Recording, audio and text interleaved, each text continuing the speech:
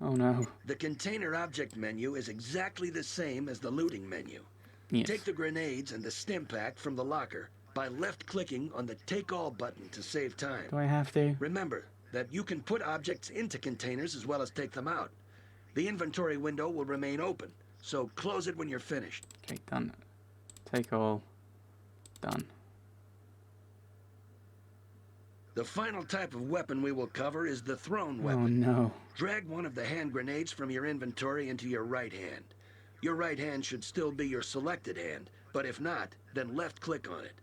Grenades do damage to all characters within a radius of effect. Right-click on one of the dummies at the far side of the room to throw the grenade at it. Okay. Right, so inventory. Drag that down. Done. Now, open the next door and mosey in a military manner to Training Station 5 in the next room. Okay.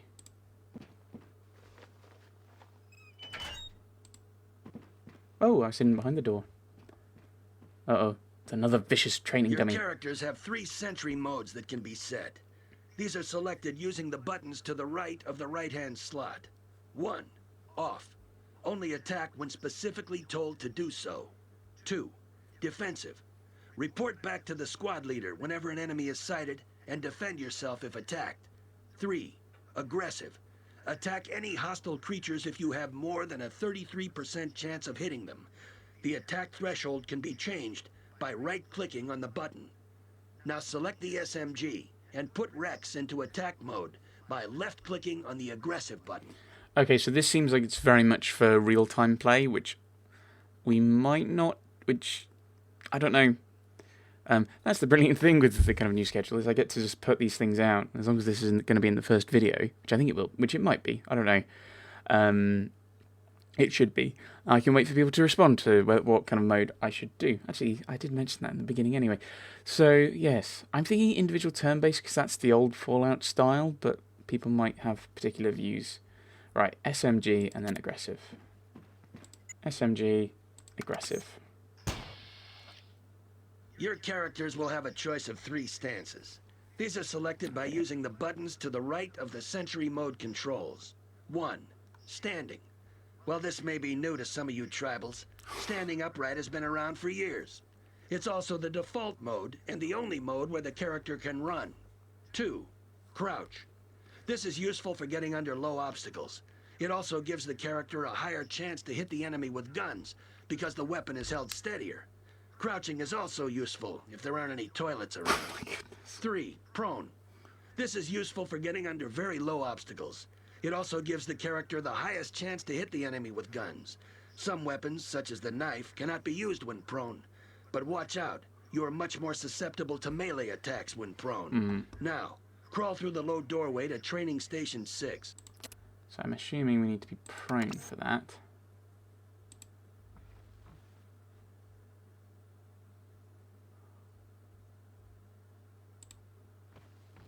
This lesson will introduce some of the skills that will be useful to you in the wastelands. The next door is locked, and you do not have the key to open it. However, you can pick the lock. Picking a lock is kind of like picking your nose. If you're successful, you're gonna end up with some kind of reward. Walk up to the door and open the Skill Decks menu by right-clicking on the SKL button in the bottom right of the screen. In this menu, you will see a lockpick button. Left-click on the lockpick button to select it, and move the cursor over the door and left-click. Your character should attempt to pick the lock. Like all skills, there's always a chance that you will fail. If you do, then repeat the operation until the door is unlocked. Once the door is unlocked, open it and walk through to Training Station 7. Okay, I'm also going to stand up now. Lockpick, 23%. So super likely. There we go.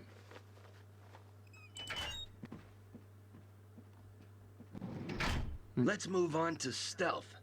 The next door is closed because it is equipped with a motion detector that will keep it that way as long as it detects movement in this room.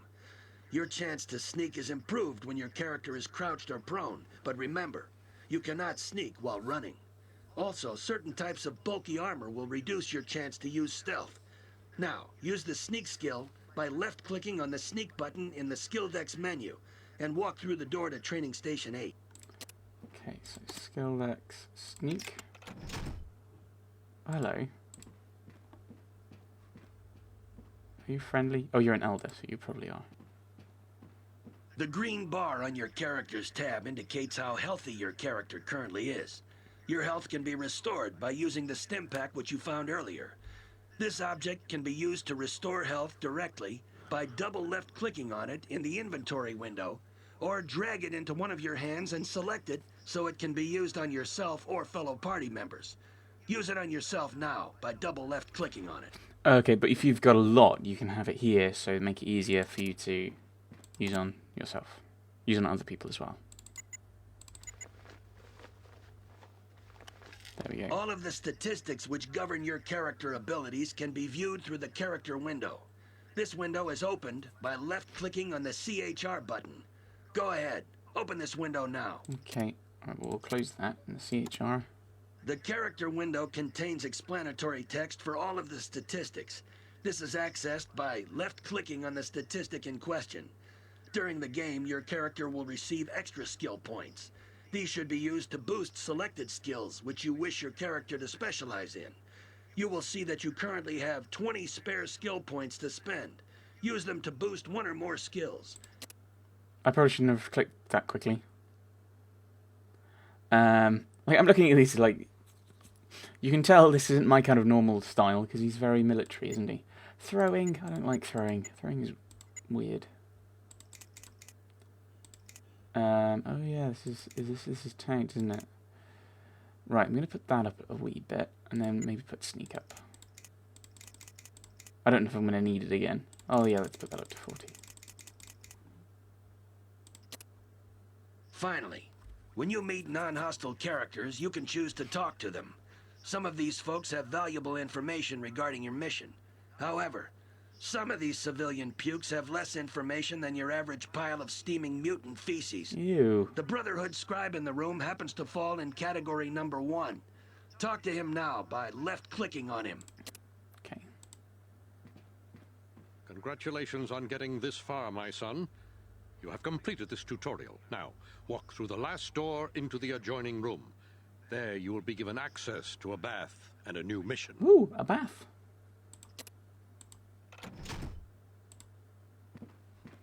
Go on, Rex. Right. There we go. That's tutorial 1. Basics. Yes. In this tutorial, we demonstrate how to set up an ambush and draw out the enemy using a decoy.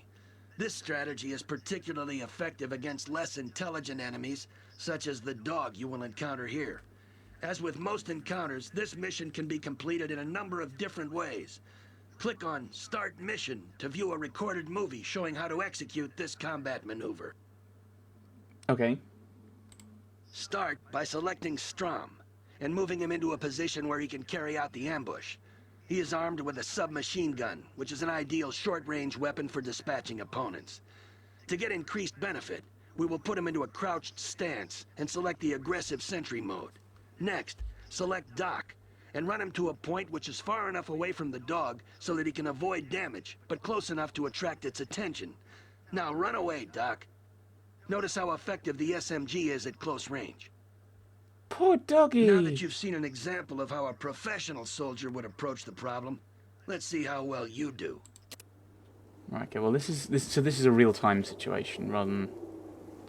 I mean, to be fair, I don't think you can actually do this in non-real time, could you? Or can you? Ah, but if you need to, you can switch out of it. So, Strom goes there. Keeps him burst, and then I'm going to put him prone. No, crouch. Stick with crouch. And aggressive.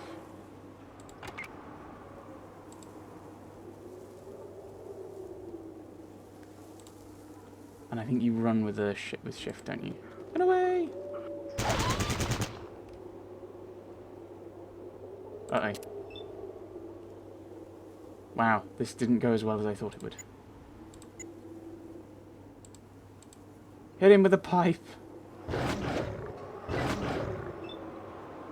No, what about Strom? Well done. But remember that in the field, your opponents will often be more resourceful and better armed. Oh dear. I mean, I didn't take any damage, but I don't understand how that worked. Like, why didn't Strom attack again? I'm confused. Okay. Okay, I'll take that. What? Yeah, I think that wasn't actually individual turn-based. I'm confused. Oh, no, maybe it was because Strom had already acted? I don't know. It's stealth. In this tutorial, you will learn about the benefits of the sneak skill and melee weapons. We will move the character with the highest sneak skill up to a point behind one of the raiders. Meanwhile, we will move the character with the SMG into a position suitable for taking out the raider's partner. Click on Start Mission to view a recorded movie showing how to execute this combat maneuver. Okay. Start by setting Ghost to Sneak Mode, Aggressive Mode, and Crouched. Yeah, because crouch improves your stealth.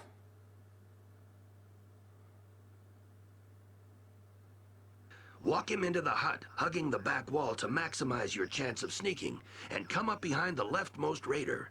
Meanwhile, set Strom to Sneak Mode. Crouch and walk him into the tent, trying to stay behind the low barriers. Okay.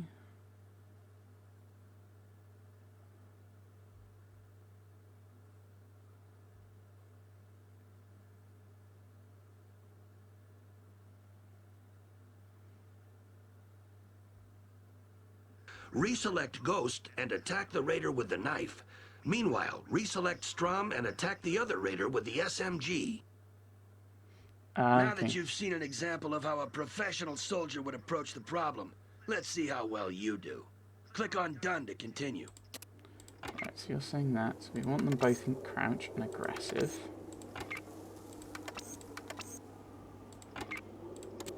Sneak to there.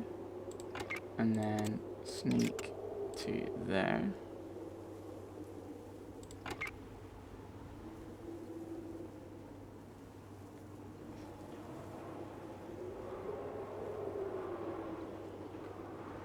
Just kind of waiting for you to everyone to in position, so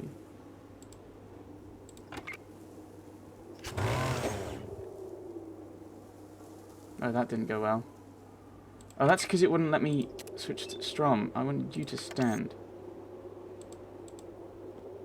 No, shoot him. No, shoot him. Okay, do a single shot at him. No, I don't want you to move. What are you doing? This is the exact opposite of what I want you to do.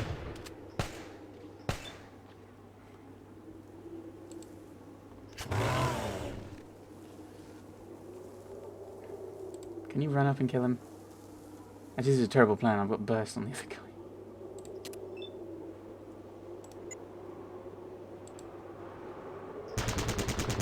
Right, there we go. Congratulations, recruit. You're starting to understand some of the subtleties of close I combat. hate close combat. What am I doing? I think the problem I had was just I didn't get.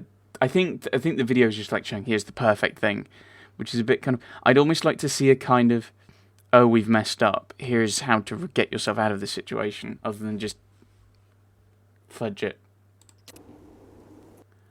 Because, yeah, I'm in stealth. I've gone to attack him. I'm no longer in stealth, and because it might be because I'm doing individual turn-based. It's In doing this, the final tutorial, you are faced with the problem of taking out an enemy who is entrenched in a well-defended position.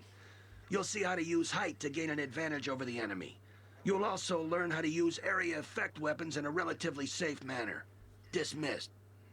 okay. Start by selecting both characters and put them into the prone position and sneak mode.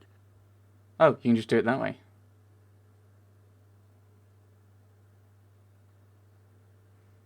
Now, select Bullseye and move him to the top of the lookout tower to provide cover for Boomer. Whilst he's moving, select Boomer and get him to crawl around the other side of the bunker. Okay, so he can then spot the guys in here. I see. Once he reaches the top of the stairs, switch Bullseye into aggressive mode to provide cover for Boomer. And use Boomer to throw grenades into the bunker. Whoa! See that mess, Recruit? Well, guess who's gonna clean that up later? Now that you've seen an example of how a professional soldier would approach the problem, let's see how well you do. Okay, right. So we want prone and sneak. Now you go there and you go there.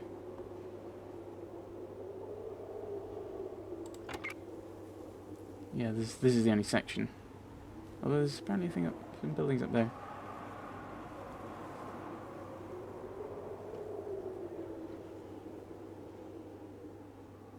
We're gonna have to wait for Boomer to get right in place. Ow, that probably hurts.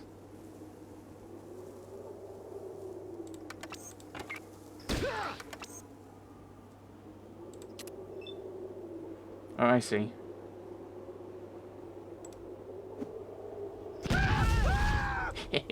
Well done, Recruit. You have now completed your tactical training and may progress to real missions. If only the last class had been as successful. Oh dear, that doesn't sound good. That did well. We did well that one. I got a snipe off, and we did a little bit of damage to the other guy, and then we probably didn't actually have to fire it in the middle. But I like the fact that you could do that with a right click. I wasn't fully explained, but I think that's quite good. I think I like having the individual turn-based. That might be more problematic, potentially in some missions. I don't know. I'm going to leave that up to kind of you telling me what you think is best, and try and fish through the people who have replied, if anyone, as to what's the best one. Custom campaign, custom mission. So we could start a new game. We're not going to do that yet, because although I have a plan for what kind of character I'd like to play, I might change it based on some of the background. Although, having said that, I think that character still probably fits what I'm thinking now. But we'll think about it. And then we'll find out what the character's going to be next time. Thanks for watching, everyone. Thanks for watching.